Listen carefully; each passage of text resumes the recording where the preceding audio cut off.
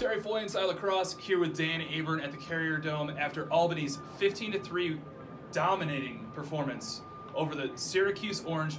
Dan, headlines to Hokanamikoke, 5 goals. 5 goals. TD Erlin, 16-21 facing off.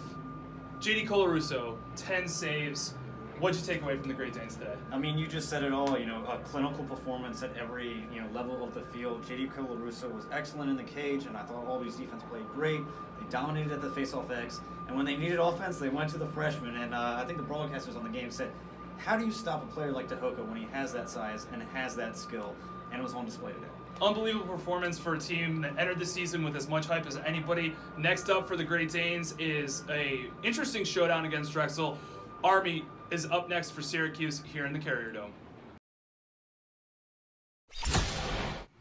Final score, Loyola defeats Johns Hopkins 12-5 before more than 4,000 fans at the Ridley Athletic Center in Baltimore. The story of the day was Loyola's defense. Senior defensive midfielder Brian Begley finished with 2 goals and 2 assists, and classmate starting defenseman Foster Huggins finished with 7 caused turnovers and 3 ground balls. The Greyhounds held Johns Hopkins scoreless over the final 16 minutes 50 seconds and also forced 21 turnovers. The other story of the day was senior Jay Drapow with 3 goals for the Greyhounds. He played attack and midfield and was used very creatively in coming out of the box as a midfielder, but also staying on the field sometimes in sets. On attack, Johns Hopkins had 5 players score 1 goal each, and Brock Turnbaugh finished with 11 saves and another solid performance in goal. Final score, Loyola 12, Johns Hopkins 5. Hey everybody, Ryan Cassidy here of Texas Lacrosse News. I'm in Dallas, Texas, where Villanova and Yale just wrapped up an overtime thriller. The biggest question I had heading into this game was whether or not Villanova's defense could handle the Bulldog offense, and they certainly answered that question today. Goalie Nick Testa played out of his mind, making key saves inside, and that ended up being the difference maker in the game. Nick made a save right at the doorstep to push the ball in transition, and Villanova would score on the ensuing possession in overtime. Defenseman Zachary Kreisa did a great job of marking Ben Reeves the entire game, and for the most part did his job one-on-one. Hey guys, Dan Aresti here for Inside Lacrosse, coming to you from West Point, where we just watched Army take down Rutgers in an early season showdown of 2 teams who were trying to get that big statement win. The first half story, Army defense was as advertised. Rutgers got on the board early, did not come close to getting another one until late in the first half when Tommy Coyne completed a natural hat trick in under 2 minutes. Jules Henningberg got his first of the game to make it 5-5 as the halftime horn sounded, and then brand new game for the second half. Third quarter, both teams trade goals. It's 6-6.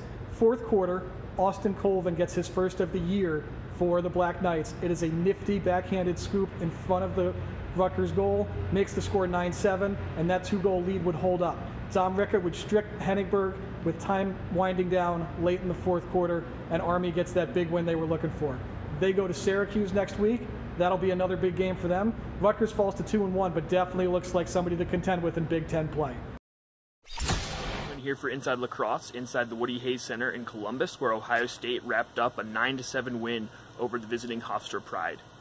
Ohio State jumped out to a 5-0 first quarter lead thanks to 2 goals and 2 assists from attackman Trey LeClaire. They also benefited from 2 goals and an assist from Gail Thorpe, the lefty, to complement Trey LeClaire on the right side. On the defensive end, it was a big day for the defensive midfield, holding Hofstra shooters to just 1 of 20 shooting on the day, and goaltender Matthew Schmidt made 12 saves in allowing just 7 goals.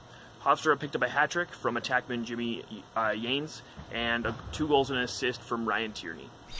Welcome to the Inside Lacrosse studio, where we'll catch you up on Week 3's action. I'm IL Multimedia Manager Zach Babbo.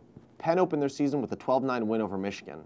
Kevin McGeary led all scorers with 4 goals and an assist, and Simon Mathias joined in with a hat trick. The Quakers continue with a brutal week ahead, traveling to Maryland on Wednesday, then hosting Duke Saturday. Speaking of the Terps, High Point gave them all they could handle, but Maryland prevailed 16-14 over the Panthers. Jared Bernhardt scored 4 goals and added 2 assists, and Tim Rotans tallied an even 3-3. Connor Robinson led High Point with 4 goals. In another near upset, North Carolina grabbed the first face-off of overtime against Lehigh and used it to score the game-winning goal, downing the Mountain Hawks 12-11. William Perry buried that game winner off a feed from Chris Cloutier. It was Perry's 4th goal of the day.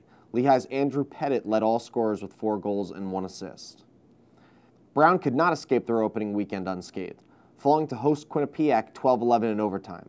Mike Fletcher scored the unassisted game winner, his 4th of the day.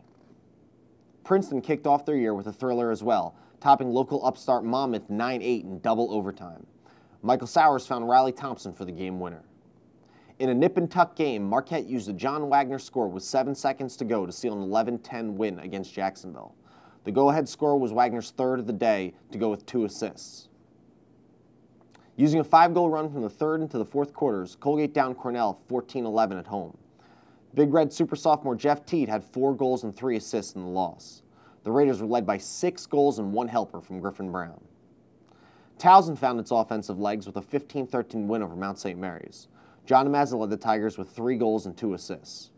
Peter Katrumpus reporting from Durham, North Carolina at Koskinen Stadium on the campus of Duke University following a 15-12 triumph of the top-ranked Duke Blue Devils over the number 3-ranked Denver Pioneers. It was a dominating game early on for the Pioneers, getting out early, leading by as much as 5-1. But eventually the Blue Devils pulled back and evened it up at halftime, 6-6. Not to be outdone, the Pioneers then put together another run that put them ahead 12-8 leading into the 3rd quarter before Duke responded with a dominating 4th quarter put together by Justin Gutterdale and Joe Robertson, freshman attack for Duke, who finished with 4 goals. Even Ethan Walker's 6 goals and 2 assists wasn't enough as the Pioneers succumbed to the Blue Devils on this night. That wraps up Week 3's action. Keep coming to InsideLacrosse.com for all the great news, analysis, and feature content you love. And go to EpochLacrosse.com for some of the most cutting-edge equipment in the sport.